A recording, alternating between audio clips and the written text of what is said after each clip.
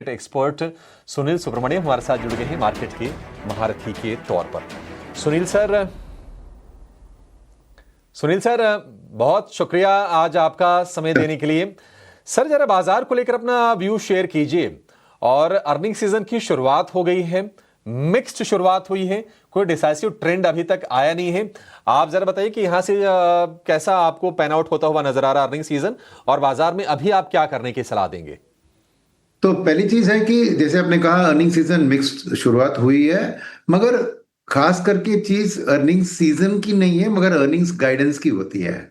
तो हर कंपनी की जो क्वार्टर बीते हुए क्वार्टर के नंबर सब लोग बहुत टू द डेथ एनालाइज करेंगे, जैसे डेड बॉडी की ऑटोप्सी करते हैं। मगर मार्केट को पुरानी चीजें जो हो चुकी है उसमें कोई दिलचस्पी नहीं होती है, आने वाले समय की बात होती है। और गाइडेंस जो आ रही है, जैसे आपने देखा बैंकिंग रिजल्ट में एचडीएफसी और आईसीआईसीआई के, तो क्या है कि एक अच्छी डिपॉजिट ग्रोथ जो एचडीएफसी बैंक में दिखी, ये इंडिकेट कर रहा है कि उनको फ्रेश लेंडिंग के लिए अब एक कैपेसिटी क्रिएशन हो रही है, वो अच्छी बात है। सेकंड चीज इसमें जो दिख रहा है कि अगर बैंकों की डिपॉजिट क्रिएशन अच्छी हो रही है तो माने लोग अपने बजट में जो पैसा उनके हाथ में मिला था उसको अभी सेविंग्स की ओर पर तोड़ रहे, अभी कंजम्पशन का जर्नी शुरू नहीं हुआ है।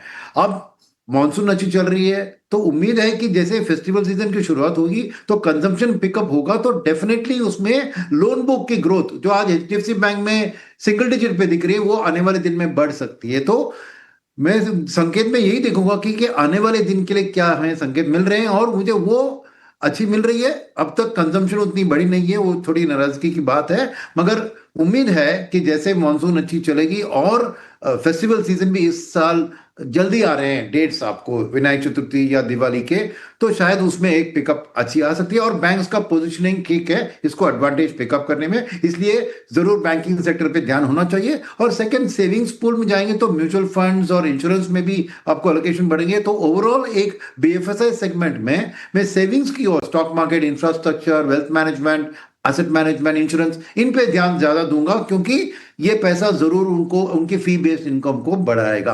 तो वो एक पॉजिटिव चीज अभी मुझे दिख रही है, आने वाले रिजल्ट से वो एक रीइंफोर्समेंट मिलेगा।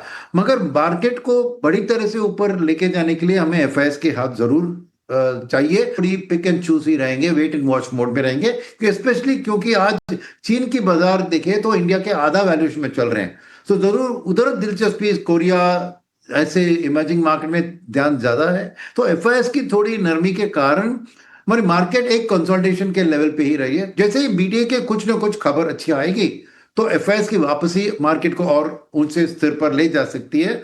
और खास करके उधर सेक्टरल आउटलुक में मुझे आईटी के ऊपर ध्यान, क्योंकि आईटी अंडर परफॉर्म कर रहा है और इनिशियल रिजल्ट जो आए टीसीएस के उसमें से शायद मार्केट भी उतनी खुश नहीं थी। मगर मेरा मानना है कि जब एफआईएस वापस आएंगे जरूर उनको आईटी एक पसंदीदा चीज होगा, क्योंकि यूएस के जो इकोनॉमी के नंबर्स आ रहे हैं वो अच्छी आ रहे हैं।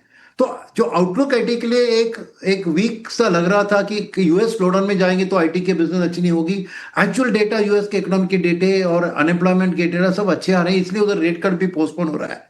तो मेरा मानना है कि आईटी में जो एक अंडर परफॉर्मेंस भयंकर रहा है ईयर टू डेट देखे तो करीबन 20% का अंडर परफॉर्मेंस रहा है विथ रिस्पेक्ट टू निफ्टी। जरूर एक बाय ऑन डिप्स में शुरू करूंगा आईटी में, क्योंकि खबर इतनी बुरी नहीं है जितना मार्केट आज उसको फैक्टर कर रही है। तो ऑफ कोर्स और बड़ी दिग्गज जैसे इन्फोसिस का रिजल्ट अभी आना बाकी है, शायद 23 तारीख को आ जाएगी वो भी, और उससे शायद फ्रेश डायरेक्शन मिलेगा। मगर ये जो एक प्रेशर है आईटी के ऊपर, मेरे लिए वो एक बाइंग अपॉर्चुनिटी डिप्स में खरीदते रहना अच्छी होगी, independent of the result season में जो नंबर्स आ रहे हैं। और खास करके लोगों की जो एक आउटलुक होनी चाहिए, जब तक बीटीए की क्लैरिटी नहीं है तो एक्सटर्नल ओरिएंटेड सेक्टर में जरूर थोड़ी हलचल होगी। तो उनको सेफ्टी के तौर पर डोमेस्टिक के ऊपर निशाना ज्यादा होना चाहिए, और बैंकिंग तो है उसमें मगर कैपिटल गुड सेक्टर पे भी मैं ध्यान दूंगा कि वहां पे भी एक डोमेस्टिक फंड मैनेजर्स के पास जो पैसा है वो ज्यादा, आप एसआईपी बुक की बात करें 25-26 हजार, उसमें आधा से ज्यादा आपको middle stock, small cap stocks खरीदने वाला पैसा है। तो जरूर डोमेस्टिक फंड मैनेजर्स की खरीदारी जब जम के आएगी वो भी थोड़ी इंतजार करना पड़ेगा, क्योंकि अर्निंग सीजन की शुरुआत ही हुई है। तो डोमेस्टिक में अर्निंग सीजन बहुत गाइडेंस बहुत इंपॉर्टेंट है, तो वो वेट करके पिक करेंगे अपने स्टॉक्स और सेक्टर्स अगले महीने में धीरे धीरे। मगर वहां पे थोड़ी सेफ्टी ज्यादा है, क्योंकि अल्टीमेटली उसमें टैरिफ का कोई असर उतना ज्यादा नहीं दिखेगा। और डोमेस्टिक ग्रोथ की स्टोरी के लिए तो सभी टेलविंड्स, चाहे वो फिस्कल पॉलिसी हो या आरबीआई की मॉनेटरी पॉलिसी रेट कट के जरिए हो, ये सब एक अच्छी, और मॉनसून की खबर, ये सब डोमेस्टिक ग्रोथ की इशारे अच्छे हैं। और if not this quarter, next quarter में डेफिनेटली वो नंबर्स में दिखनी चाहिए। इसलिए मैं एक फोकस डोमेस्टिक ओरिएंटेड सेक्टर्स पे ज्यादा देने की सलाह दूंगा रिटेल निवेशकों को। जी बिल्कुल सुनील सर, शरद यार, आप यहाँ पे आप कैपिटल गुड्स पे बात कर रहे थे और ऑफ कोर्स देखे थे पिछले 4-5 सेशन से कैपिटल गुड्स में भी एक टाइप से एक राउंडिंग आ रहा है। और हमारे साथ एक सोर्सेज 18 हाउस स्वदेश को बता रहे कि गवर्नमेंट जो है कैपेक्स को लेके, बढ़ोतरी को लेके जो है फोकस करने वाली है।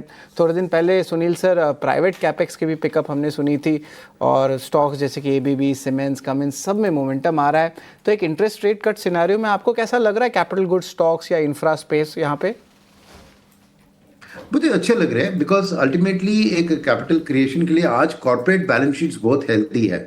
तो आप देखें तो debt to GDP ratio of corporates, non financial corporations का ऑल टाइम लो पे है। Relative to rest of the world भी हमारा बहुत कम है। तो कॉर्पोरेट्स के पास बोरो करने के लिए उनकी बैलेंस शीट ठीक है, लो डेट इक्विटी है, रेटिंग अच्छी मिलेगी। सेकंड, उनको चाहिए क्या कि इस मानसून सीजन से रूरल डिमांड, क्योंकि बॉटम ऑफ द पिरामिड ना, वहां पे कैपेसिटी यूटिलाइजेशन बढ़ने की जरूरत है। ऐसे टू व्हीलर्स, एंट्री लेवल गाड़ियां, जब वो पिकअप होगी और कैपेसिटी बढ़ेगी तो प्राइवेट सेक्टर का भी एक फ्रेश कैपेसिटी क्रिएशन के ऊपर ध्यान और बढ़ेगा। तो खास करके हमें मानसून और फेस्टिवल सीजन कंजम्पशन पे ध्यान देना चाहिए, जिससे आपको प्राइवेट सेक्टर का कैपेक्स का कोई भी लॉन्च आता है, ऑर्डर बुक्स बढ़ती है, तो जरूर वहां पे आपको एक पॉजिटिव अपटेक ऑर्डर बुक के कारण मिलेगी। ईपीएस में तो बाद में देखेगी। तो इसलिए मेरा व्यू उधर पॉजिटिव है। और उसके साथ इसकी फाइनेंसिंग आप देखें तो कॉर्पोरेट बैंकर्स की होगी, तो वहां पर पब्लिक सेक्टर बैंक्स का ज्यादा एक्सपोजर होता है। तो इसलिए मेरा पीएसयू बैंक्स में भी एक मीडियम टर्म आउटलुक से खरीदारी की सलाह होगी, क्योंकि ultimately medium and small scale industry को जो ऑर्डर बुक एग्जीक्यूट करने के लिए फाइनेंस करना है, वो पब्लिक सेक्टर बैंक से ही आना है उनको। तो इसलिए वहां पे मुझे लोन बुक और निम्स की वाइडनिंग इस लेंडिंग के कारण, क्योंकि इन मीडियम और स्मॉल स्केल सेक्टर में लेंडिंग डबल डिजिट रेट पे उनकी इंटरेस्ट रेट्स होती है, तो net interest margin of public sector banks में भी ये पॉजिटिव अपटिक मिल सकता है। तो मेरे ख्याल में कैपिटल गुड के साथ आपको पब्लिक सेक्टर बैंक्स को भी साथ में लेना चाहिए। बिल्कुल, कैपिटल गुड्स के साथ पब्लिक सेक्टर बैंक्स, इनको भी जो है कोरिलेट करिए, दोनों में जो है कमाई के मौके आ सकते हैं। धन्यवाद सुनील सर, आप हमारे साथ जुड़े और अहम सेक्टर्स पे और भारत की क्या पोजीशनिंग है, दोनों पे आपने अपनी राय दी। लेकिन आज के जो सेगमेंट पे जो है बस इतना ही रहेगा 10 के बाज़ार में। मुझे और अभिषेक को आज्ञा दें। धन्यवाद।